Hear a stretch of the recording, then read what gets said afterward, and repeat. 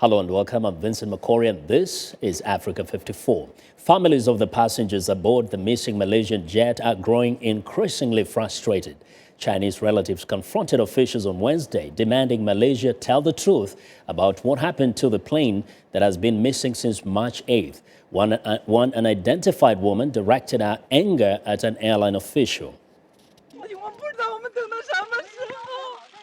I don't know how long I need to wait. It's 12 days. My relative. I have no idea where my relative is. It's 12 days. My son. I don't know where my son is. Why don't you give me an answer?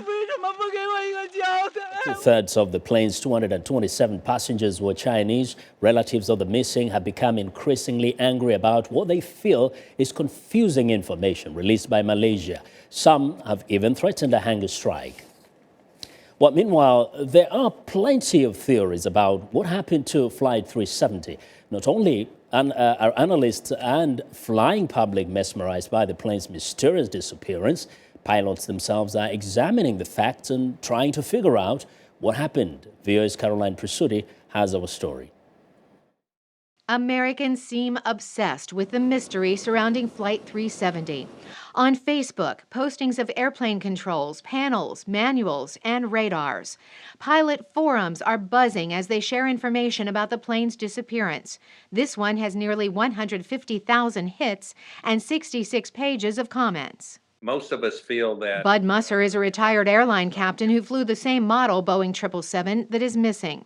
Via Skype, he says the pilot community is shocked that a 777 is involved.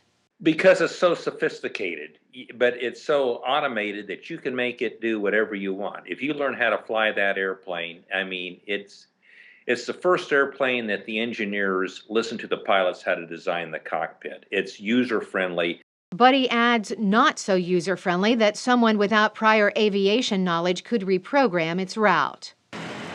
Over the weekend, Malaysian authorities searched the homes of the two pilots, putting them under more scrutiny. The U.S. pilot community is sensitive about putting the pilots' reputations at stake. They say pilots know many lives are entrusted to them. Vic Hooper has more than 4,000 hours as a Boeing 777 captain in Asia. He's on Skype. They work without immediate oversight. I mean, they're thousands of miles from their supervisor. They make decisions autonomously based on the situation around them and have to stand up for the decisions they make. They're responsible for their outcomes. Sure, there are plenty of scenarios within the pilot groups. Musser says curiosity drives the chatter.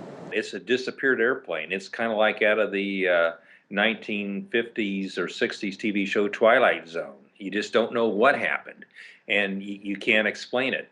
There is a fifth dimension. The U.S. television show, seen here on YouTube, It is an area which we call the Twilight Zone. Always ended with a bizarre, unexpected twist.